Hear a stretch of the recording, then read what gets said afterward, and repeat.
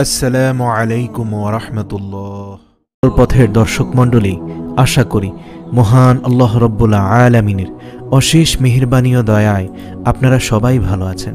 প্রিয় দর্শক, আজকে অত্যন্ত গুরুত্বপূর্ণ 4টি প্রশ্নের উত্তর নিয়ে আপনাদের সামনে হাজির হয়েছি।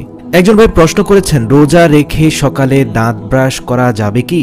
প্রিয় দর্শক, এর সঠিক উত্তরটি হচ্ছে, রোজা রেখে সকালবেলা কেউ যদি দাঁত ব্রাশ করতে চান তাহলে তার জন্য তা সম্পূর্ণরূপে জায়েজ রয়েছে।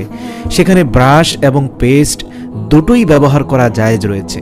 এতে সিয়াম নষ্ট হবে না বা সিয়ামের কোনো ক্ষতি হবে না। এটা অধিকাংশ উলামায়ে কেরামের তাহকিক।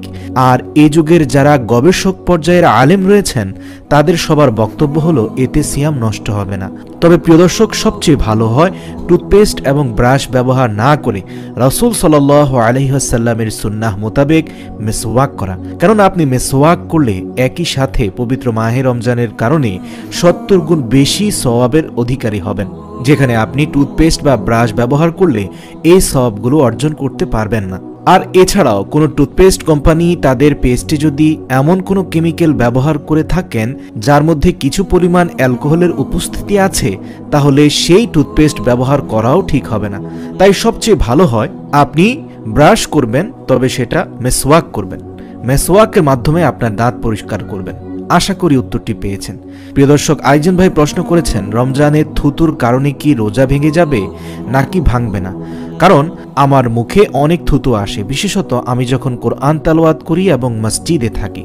আলহামদুলিল্লাহ প্রিয় ভাই, রোজাদার যদি থুতু গিলে ফেলে এতে তার রোজা নষ্ট হবে না। এমনকি সে থুতু অনেক বেশি হলেও সেটা নষ্ট হবে না। সেটা মসজিদে হলেও কিংবা অন্য কোনো স্থানে হলেও কোনো সমস্যা নেই। তবে যদি কফের মতো শ্লেষা হয় তাহলে গিলবেন না, বরং আপনি মসজিদে থাকলে টিস্যু পেপার কিংবা অন্য কিছুতে তা সংরক্ষণ করে পরে ফেলে দিবেন। আর ইচ্ছাকৃতভাবে কফ গিলে ফেলার ব্যাপারে যেটা বলা হয় সেটা হচ্ছে এটি নাজায়েজ। কেননা কফ ঘৃণিত জিনিস। হতে পারে কফের মধ্যে এমন কিছু রোগ রয়েছে যা শরীর থেকে নিঃসরিত হয়েছিল, কিন্তু আপনি জোর করে পুনরায় আবার তা গিলে ফেললেন। কফ গিলে ফেললে রোজা ভাঙবে না, এটা নিশ্চিত থাকুন। কিন্তু কফ গিলে ফেলাটা কোনোভাবেই উচিত নয়, সেটা রোজদারি হোক বা বেরোজদারি হোক।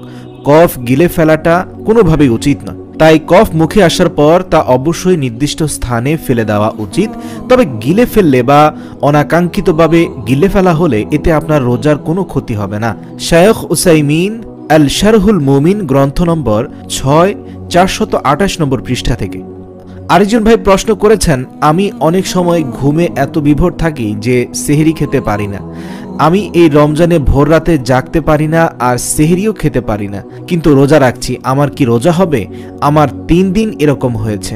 প্রিয় দর্শক, এর জবাবে বলতে হয়, রোজা রাখার জন্য সেহরি খাওয়া অত্যাবশ্যকীয় নয়। মূলত পবিত্র মাহে রমজানে রোজা যেমন অন্যতম একটি ইবাদত, ঠিক একইভাবে সেহরি খাওয়াও আরেকটি ইবাদত। এই দুটি ইবাদত ভিন্ন ভিন্ন, একটির সাথে আরেকটির কোনো সম্পর্ক নেই। আপনি যেমন রোজা রাখার মাধ্যমে আল্লাহ রাব্বুল আলামিনের অন্যতম একটি বিধান পালন করছেন, একইভাবে সেহরি খাওয়ার মাধ্যমেও আপনি সওয়াবের ভাগীদার হচ্ছেন। রাসূলুল্লাহ সাল্লাল্লাহু আলাইহি ওয়াসাল্লাম বলেছেন, তোমরা সেহরি খাও, কারণ সেহরিতে বরকত রয়েছে। বুখারী 1923 নম্বর হাদিস।